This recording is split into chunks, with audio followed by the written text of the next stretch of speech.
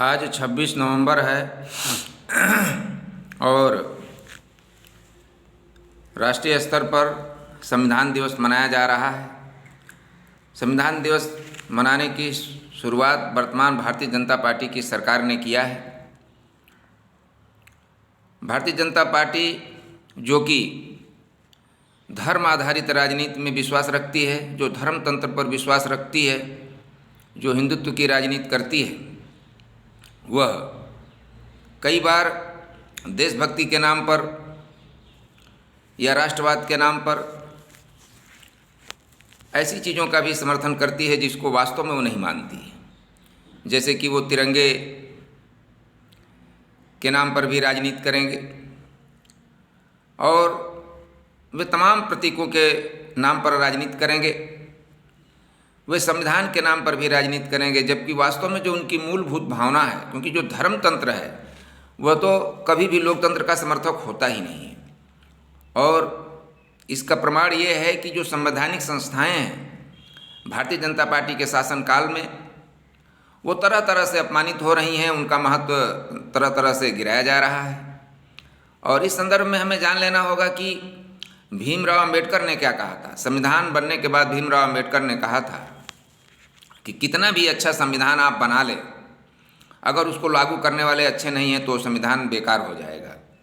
और संविधान कितना भी बेकार हो, अगर लागू करने वाले अच्छे हैं तो संविधान अच्छा काम कर सकता है। संविधान तो अच्छा बना है, लेकिन उसको लागू करने वाले भी अच्छे होने चाहिए।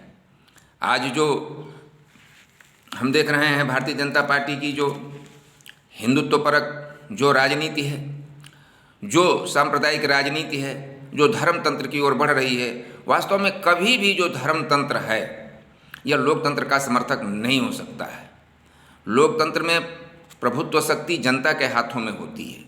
इसीलिए भारत के संविधान की प्रस्तावना में सबसे पहला सेंटेंस है हम भारत के लोग, पहला फ्रेज है हम भारत के लोग।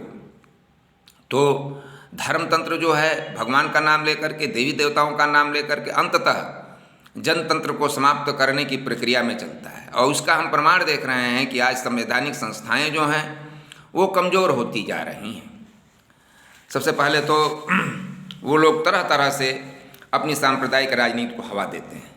जैसे कि अभी प्रधानमंत्री ने अभी कल ही कहा था कि आज़ादी के बाद देश का इतिहास जो है वो सही नहीं लिखा गया है, और वे कहते हैं कि हमारा इतिहास जो है गुलामी का इतिहास नहीं है, यह गौरव का इतिहास है, यह त्याग का इतिहास है, बलिदान का इतिहास है। लेकिन 15 अगस्त 1947 ईस्वी को आज़ादी मिली किस चीज़ की? इससे पहले क्या स्थिति थी? क्या ये देश राजनीतिक रूप से एकीकृत था? क्या सशक्त एकीकृत भारत का निर्माण हो गया था? फिर 15 अगस्त 1947 ईस्वी को आज़ादी किस चीज़ की मिली? तो इस प्रकार से झुठलाने से या सच्चाई से अगर हम दूर भागते हैं तो इससे तो कुछ नहीं होना है भाई। यानी कि हम उन कमियों को नहीं देख रहे हैं कि आखिर में वो स्थिति कैसे प्राप्त हुई।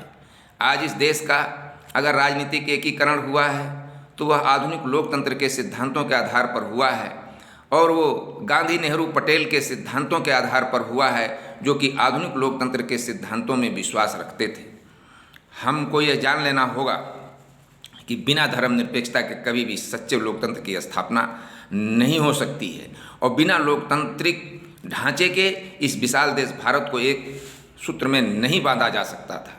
भारतीय जनता पार्टी और आरएसएस की विचारधारा कभी भी इस देश को एक सूत्र में नहीं पिरो सकती थी, क्योंकि जो धर्मतंत्र पर आधारित विचारधारा है वह पुरातनपंथी विचारों की ओर ले जाएगी। भगत सिंह ने कहा था कि अगर हमें देश को आगे बढ़ाना है तो हमें पुरातनपंथी विचारों को चुनौती देनी होगी, हमें अंधविश्वासों की आलोचना करनी होगी। ये भारतीय जनता पार्टी की जो विचारधारा है ये हमें फिर पुराने विचारों की ओर ले जाने वाली विचारधारा है। वे तरह तरह से सच्चाई को झुठलाने का प्रयास करते हैं। वे धर्म के नाम पर, हिंदुत्व के नाम पर, देशभक्ति के नाम पर वे कहते हैं कि हमारा इतिहास गलत पढ़ाया जाता है। वे कहते हैं कि राणा प्रताप के बारे में नहीं पढ़ाया जाता है, राणा प्रताप सच्चे देशभक्त हैं, उनके बारे में नहीं पढ़ाया जाता है, जबकि ऐसा नहीं है। मैं बचपन से देख रहा हूँ कि राणा प्रताप को तो छोड़िए, राणा प्रताप के घोड़े के बारे में भी खूब पढ़ाया जाता है। 4th क्लास की बुक में मैंने उत्तर प्रदेश में भी देखा, हरियाणा में भी देखा, दिल्ली में भी देखा, राणा प्रताप के घोड़े के बारे में भी पढ़ाया जाता है। अब आप बताइए, जब अकबर ने भारत के अधिकतर भाग पर अधिकार कर लिया था और उसमें राजस्थान भी एक था, राजस्थान भारत का कितना बड़ा भाग है, उस राजस्थान के अधिक से अधिक 20% भूभाग पर राणा प्रताप का शासन था और 80% भूभाग के जो राजपूत राजा थे वो मुगल साम्राज्य के प्रति समर्पित थे, हर प्रकार से समर्पित थे, उसकी सेवा में तत्पर थे। तो उन 80% जो राजपूत शासक है, क्या उनका इतिहास नहीं पढ़ाया जाता?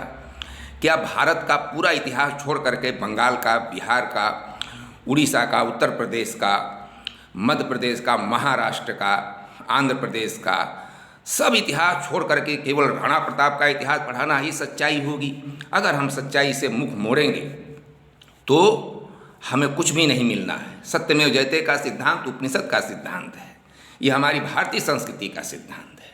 और हमें यह भी जान लेना होगा कि आज जिस हिंदू धर्म के स्वरूप पर आज हिंदुत्ववादी शक्तियाँ उछल रही हैं, जो लोग आज हिंदुत्व के नाम पर राजनीति कर रहे हैं, जिस हिंदू धर्म के नाम पर उछल रहे हैं, उसका जो स्वरूप है वह मुस्लिम शासन काल में, सल्तनत काल और मुगल काल में ही विकसित हुआ।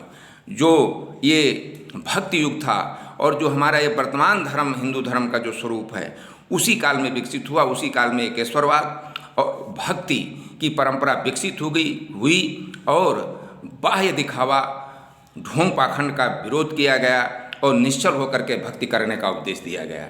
लेकिन भारतीय जनता पार्टी के लोग केवल दिखावा करते हैं, देशभक्ति का नाटक करते हैं, जिन चीज़ों को नहीं मानते हैं उन्हीं चीज़ों को जोर शोर से उठाते हैं। बताइए, इस देश की आज़ादी में उनका क्या योगदान था और संविधान बनाने में उनका क्या योगदान था? और उनके अनुसार क्या इस प्रकार से जनता के शासन वाला संविधान, स्वतंत्रता समानता का युग लाने वाला संविधान क्या बन सकता था? कभी नहीं बन सकता था, क्योंकि जो वो पुरातनपंथी जो धर्मतंत्र की विचारधारा है वह कभी भी स्वतंत्रता समानता का युग नहीं ला सकती थी। यह स्वतंत्रता समानता भ्रातृत्व पर आधारित जो विचारधारा है, यह आधुनिक लोकतंत्र की विचारधारा यूरोप में विकसित हुई है और उसी से सारी दुनिया में फैली है। हम एक बात और बता देना चाहते हैं कि वे सावरकर का नाम लेते हैं, कहते हैं कि भाई सावरकर ने वो वीर थे, जबकि उन्होंने कई बार माफ़ी मांगी। और सावरकर का सबसे बड़ा योगदान था जो है ब्रिटिश साम्राज्य के प्रति कि उन्होंने हिंदू सांप्रदायिकता को भड़काया और उनकी हिंदू सांप्रदायिकता को देख करके फिर मुस्लिम सांप्रदायिकता को भी बल मिला, मुस्लिम सांप्रदायिकता भी जो है भड़की। और इस प्रकार से जिन्ना और सावरकर दोनों ही भारत विभाजन के मुख्य दोषी हैं।